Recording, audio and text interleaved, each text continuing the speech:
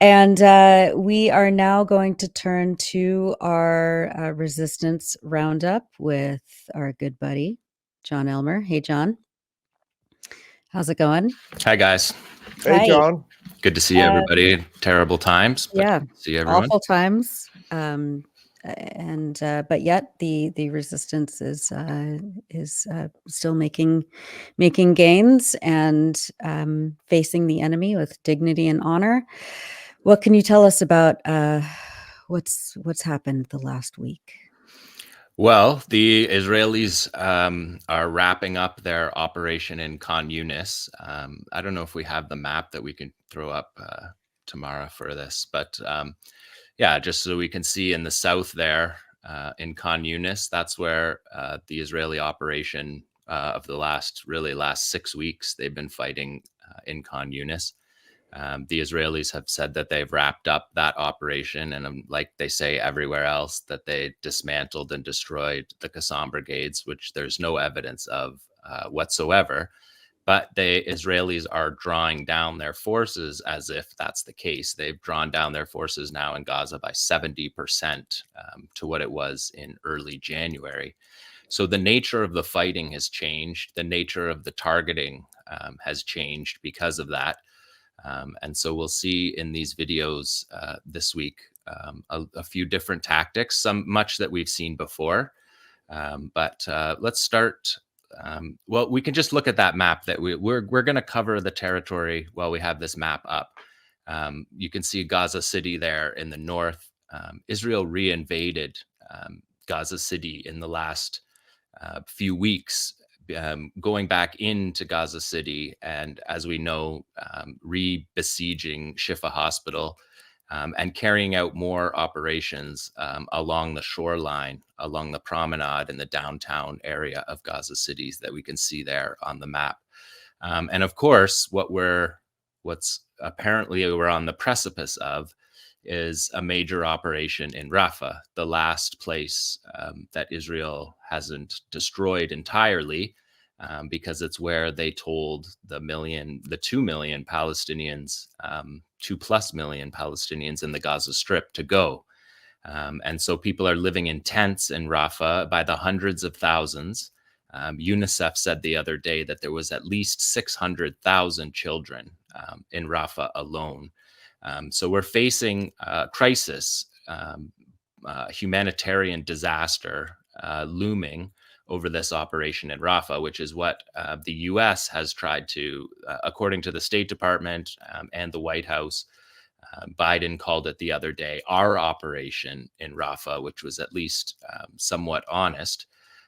But in the failings, apparently, of the ceasefire talks that we talked about last week, Israel said that those, and Joe Biden as well, said that the Qassam demands were over the top.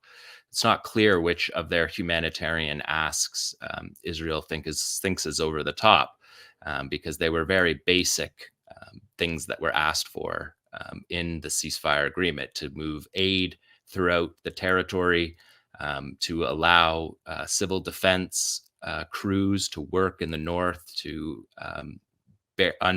undo people that are buried in the rubble, thousands of people, more than 10,000 perhaps, stuck under the rubble of their family homes throughout the Gaza Strip.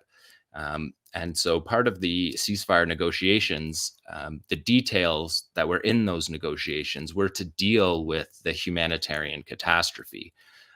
They were to deal with the rest of the prisoner exchange that Israel didn't carry out in the first round of prisoner exchange pause, which is to exchange the civilians, and to open aid up to the Gaza Strip. And the Biden administration called that over the top.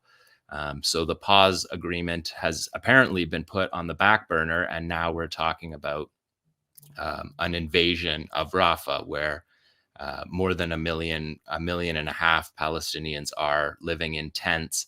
And it's also, Rafah is the main aid distribution site. So the aid the little aid that there is in Gaza, the food aid that's being distributed, is being distributed through a network that exists in Rafah.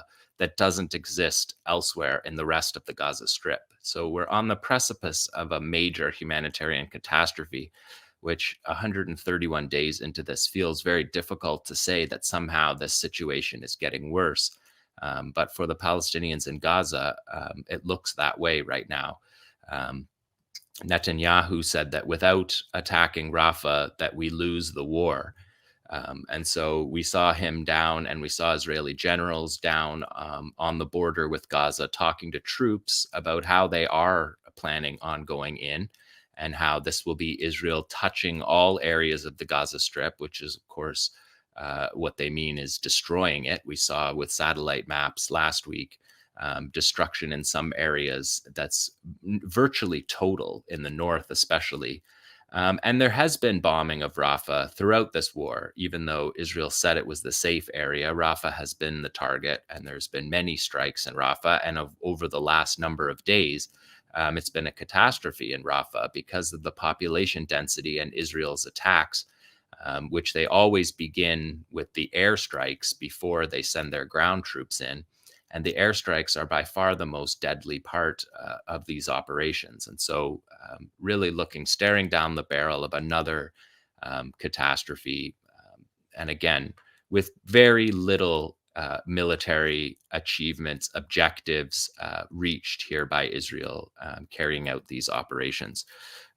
So again, a 70% drawdown in Israeli forces has changed considerably the way that the resistance looks. But let's start. Thanks for watching this video. Please subscribe to our YouTube channel, hit like, leave a comment. These engagements help us with the YouTube algorithm, and it helps us to get around Silicon Valley censorship as much as possible. It does make a difference. You can also support our journalism by going to electronicintifada.net and clicking on donate now. Thank you.